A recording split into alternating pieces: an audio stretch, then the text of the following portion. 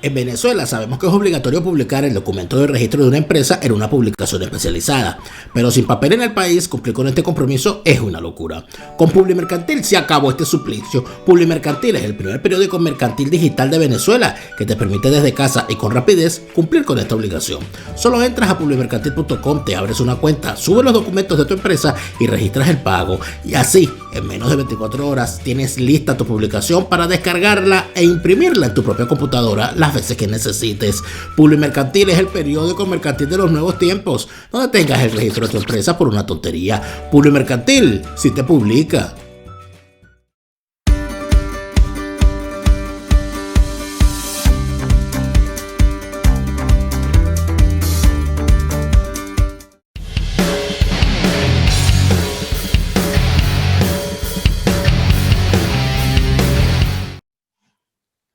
Hay cosas que a veces a uno le da cosita decir, ¿no? Pero te voy a confesar algo, por proyectos distintos en los que ando, distintos a los del el diarismo noticioso, ¿no? Distintos a la plomería informativa, distintos a la arqueología política, que es ya a otros niveles. Cuando tú llegas con una carpetica para exponer una idea y en esa idea está vinculada a Venezuela, te dicen, no de verdad, Daniel. No, te dicen, no, Venezuela no. Eso no. Ya no es tema. ¿Qué hay ahí? Y no solamente es que no es tema, peor, que es otra cosa peor, ¿no? que va a sonar aún más feo, no es negocio. ¿Por qué? Porque Venezuela ya dejó de ser un mercado. Venezuela no tiene los grandes volúmenes de suscripciones a servicios de televisión o streaming que en el pasado proyectaba tener, porque Venezuela fue un país donde hubo una sucursal especial de HBO. O sea, HBO para Latinoamérica quedaba en Venezuela. Cuando se doblaba acá en Venezuela también. Con el grupo Olé, ¿verdad? HBO Olé. Eso quedaba en Venezuela. Habían muchos de estos canales transmitían desde Venezuela. Venezuela consumía muchísimo de los productos internacionales, eran vistos en Venezuela. La gran mayoría de los artistas latinoamericanos arrancaban su internacionalización, o sea, podían decir que se habían internacionalizado porque tenían Venezuela, plaza en Venezuela. Era el mercado del momento. Era el mercado, ya no lo es. Ya no lo es.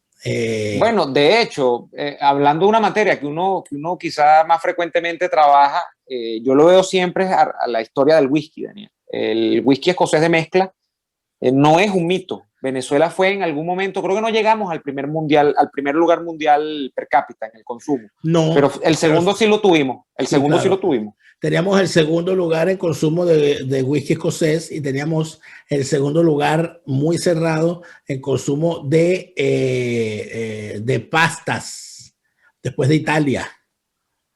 Y eso te habla, o sea, ¿yo por qué lo llevo al mercado del whisky? Porque, o sea, tú puedes ser muy simplista y decir, no, bueno, había mucho consumo porque esto es una sociedad muy alcoholizada, una sociedad alcohólica. No. Pero no, en general, el mercado de whisky escocés yo lo asocio a un gasto, digamos, fuera de los gastos ordinarios que puede hacer la gente. Y se lo permitía, desde la persona más humilde hasta la persona más encumbrada. Claro, allí había distintas gamas, distintas marcas, distintas presentaciones, embotellados. Pero el whisky escocés no es barato en ninguna parte. El whisky escocés en realidad tiene unos precios que para tú meterte y hacer mercado con el whisky escocés, tiene que haber poder adquisitivo, y ese es el principal aliciente que había en Venezuela, que había poder adquisitivo de mercado. Y tiene que haber aliados como la gente de Vinostrum. También. Vinostrum es capaz de hacerte llegar a unas cosas maravillosas. Como, mira, escucha esto. Ah, qué bello. Ahora tú estás viendo, Daniel, fíjate, permíteme, mientras tú sirves ahí el Grand Grant, tú estás viendo los mercados que se están proyectando, mercados alternativos, Asia. Estás viendo mercados en América Latina que no eran fuertes en materia de whisky escocés. Estás viendo, por ejemplo, a Brasil, estás viendo, incluso yo cosas en Uruguay, en Argentina, pegando mucho el whisky, que creo que se toma, pero Venezuela era el rey. Y me fui por esta deriva por hablar del tema venezolano, porque cuando tú hablas ya de un producto, porque entiendo que estás hablando de tú vendiste una idea o quieres vender una idea sobre un producto para o sobre Venezuela, fundamentalmente creo que hace 2 años o hace 3 años, y mucho más tiempo atrás también, siempre se pensaba, como había una elección todos los años, y de hecho la sigue habiendo, que en Venezuela el cambio estaba a la vuelta de la esquina. Y un cambio político en Venezuela era un retorno de capitales a Venezuela. Y un retorno de capitales era un aumento del nivel adquisitivo promedio del venezolano. ¿Qué decían las grandes compañías? De los productos culturales, temas de suscripción, temas incluso de bienes y servicios tradicionales. Va a haber poder adquisitivo, va a haber mercado. Ya creo que como la perspectiva es más bien hacia la estabilización del modelo, que es un modelo que tiene, sí, algún capital, porque es mentira decir que en Venezuela no hay plata. Sí hay, pero lo que pasa es que está encapsulada en un sector muy, muy, muy mínimo. Las grandes capas de la población no te van a disfrutar de mayores cosas. Entonces, eso hace que se desestimule el tema Venezuela. E incluso creo que tú también vas por el asunto del aburrimiento mero y puro, o sea, de lo que ya representa el tema Venezuela y tantas posibilidades de cambio frustradas, ya que se dice, mira, ahí no pasa nada. Es como una sociedad, como hablar de Rusia, es como hablar de Bielorrusia, que hay un escándalo, e incluso para las agencias noticiosas el escándalo dura una semana, dura 3 meses, cuando mucho, 1 año si lo estiras bastante, y ha pasado con Venezuela, lo han estirado hasta casi 1 año el tema del gobierno interino. Pero ya después que no pasa nada, una agencia internacional no va a seguir poniendo sus ojos porque dice, bueno, no pasó nada y ya, pues no hay. Allí tema ¿qué más vas a decir de lo que no se puede decir nada? Venezuela aparece en los medios hoy como ejemplo de contraste radical en materia económica. Venezuela aparece como un escenario perfecto para que cultores de digamos, la promoción de la miseria en los contenidos. Van entonces a Venezuela a grabar un video y se graban en el mejor hotel con el mejor desayuno y luego van y graban a la gente comiendo basura, bañándose en el Guaire para hacer para hacer el contraste y ponerlo en sus redes sociales y decir, oh, mira, qué horror, qué terrible, mira lo que vi y tal. Más o menos lo mismo que pasa con Cuba. Ocurre que en Venezuela, a diferencia de Cuba, al ser una isla, tenía muy limitadas las posibilidades o las fórmulas para escapar de la isla. Venezuela es todo lo contrario. Venezuela tiene miles de formas de escapar. Venezuela puede escapar por el norte, por el sur, por el este y por el oeste, sin ningún problema. Y eso convierte, evidentemente, el tema migratorio venezolano en un cuento de nunca acabar. Porque, caramba, en una área geográfica de más de 2.000 kilómetros, ¿cómo puede en 2 estados controlar el establecimiento de trochas en esos 2.000 kilómetros? O sea, tú no puedes controlar los 2.000 kilómetros completos, es imposible. No, de hecho tú sientes que incluso el chavismo en una época, y podría pensarse que todavía, ¿no? Lo que pasa es que es como una válvula que la abres y la cierras. Ha incluso generado mecanismos para hacer que la gente salga, o sea, que la gente escape. En Cuba no, en Cuba la idea fue más bien represar. Y se crearon 2 válvulas que yo recuerde. La primera fue en la década de los 60, con el Camarioca, y después con el famoso Marielazo, ¿no? Pero a finales de los 70, principios de los 80. Pero en general en Cuba la política migratoria era restrictiva, en Venezuela no, en Venezuela tú ves que más bien se incita a la gente a que se vaya. Claro, sí, ahora con el tema de los pasaportes hay un... Claro, lo que pasa es que con el tema de pero bueno, estamos perfectamente claros, ninguno de los balseros llegó se montó en una balsa con el pasaporte en la mano. Sí. Empecemos por allí.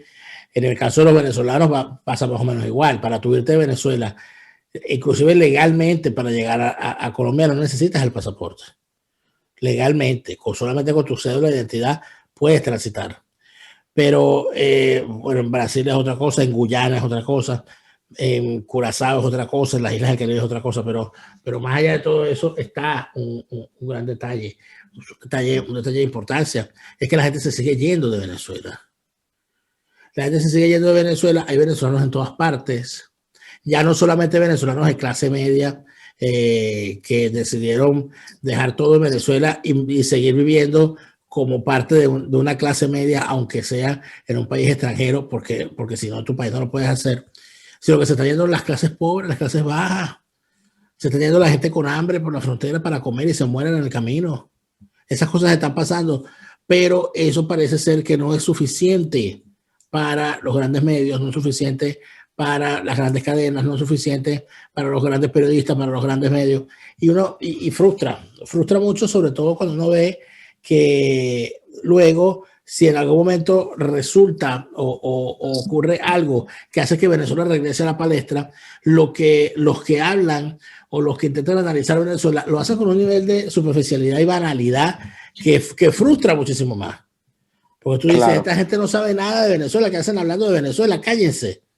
Es terrible. Mira, sí, yo conozco, incluso llevándolo al tema de los medios, de empresas, los medios como empresa, yo conozco casos, por lo menos recuerdo uno, del que incluso, se me está enredando la lengua, del que incluso yo iba a ser parte, porque se acercaron a mí, me preguntaron si tenía disposición, en aquel momento tenía disposición de hacerlo.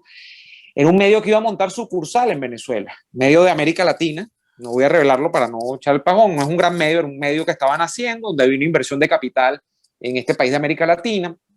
Había venezolanos, de hecho, porque el cuento me parece interesante, porque había venezolanos en aquel país, que por supuesto no es Venezuela, en meterle plata al medio para montar oficina en Caracas. Y me dijeron, bueno, ¿quieres ser parte del...? Mira, y esa iluminación o ese envión de interés se comenzó a desvanecer, porque eso ellos tomaron la idea como cuando Guaidó tenía 3 o 4 meses en el gobierno interino. Y claro, como la película Guaidó fue creciendo un punto con la ayuda humanitaria, después tuvo el famoso platanazo a la Carlota, y vieron, no, esto va a ser noticia, esto va a generar insumos informativos y va a generar análisis noticioso por meses, pues. Pero cuando la cosa se fue estabilizando, de aquello cuando me contactaron, aquella vez pasaron como 3 meses, pero mira, el proyecto se cayó porque vieron que no va a haber viabilidad. No es sustentable en el tiempo. Pero, aparte de eso, tienes otra cosa, que es que el mercado publicitario en Venezuela se murió. No hay, porque claro, no hay actividad comercial absolutamente menguada. No hay actividad comercial, las suscripciones son nulas. La gran mayoría de la gente que ve Netflix o cualquiera de estos paquetes lo hace de forma ilegal a través de subterfugio. Sí. De cuentas de intermediarios, exacto. El internet es una pecueca, la gente no puede usar un internet de calidad, ya eso te frustra cualquier otra cosa. Porque todo el sector de streaming ya está ambientado con un entorno en el que tú tienes que tener por lo menos 10, 20, 50 megas de ancho de banda. Y eso tienes el otro problema, que es las salas de cine, que lamentablemente los costos impiden que la gente tenga como uso regular el tema de las películas. Súmale a eso la pandemia, súmale a eso el tema en Venezuela del control de los centros comerciales a través de los horarios impuestos por el tema del ahorro energético, que hace prácticamente inviable la exhibición de películas en Venezuela. Entonces tú tienes, ni hablar del tema de los costos. El libro, Daniel, y lo he trabajado además porque nosotros teníamos un anunciante incluso que trabaja con el tema del libro digital y los cuentos que él me echa. Un libro, ¿sabes cuánto te cuesta hacer un libro actualmente en Venezuela? La gente que imprime, yo no entiendo cómo hay gente que todavía imprime en editoriales aquí. Un libro, él me dice, está en torno a los 15, 20 dólares. La impresión, ¿cuánto lo vas a vender? 25. ¿Quién te va a comprar un libro en 25 dólares en Venezuela? Ni que sea mi tratado de filosofía premoderna. O sea, eso no importa el tema. Es muy inviable que alguien te compre un libro a 25 dólares. Tanto y más si existe en el primer mundo, donde tú estás, la plataforma, pero no solamente en Alemania, sino en los Estados Unidos, en cualquier país más o menos decente, incluso de América Latina, la plataforma de Amazon, que te imprime el paperback del libro por 5 dólares. Entonces él me dice, ¿cómo compite una editorial? En Venezuela se quebró la industria cultural del libro tradicional por eso, no hay manera. Entonces, hablaste del tema de la música, el tema de los conciertos, el tema de las grandes giras. Bueno. Si bien murieron gracias también a la pandemia, ya previamente a eso en Venezuela era bien difícil. Pero difícil es que nosotros continuemos hablando cuando ya se nos acabó el tiempo. Les agradecemos a todos por esta larga jornada, lo que tuvieron con nosotros nuestros suscriptores en Patreon, que estuvieron con nosotros desde que arrancamos en esta jornada donde hasta con Alejandro Marcano hablamos, como podrán ver en nuestros respectivos canales. Sigan a Neomar Hernández en su cuenta en YouTube, en su canal de YouTube, y al igual que a este servidor. Nosotros también estamos en Patreon, donde recibimos sus aportes para seguir creando contenidos como este, patreon.com/neoadolfo, patreon.com/delaraf. Gracias a todos por habernos acompañado y será hasta la semana próxima.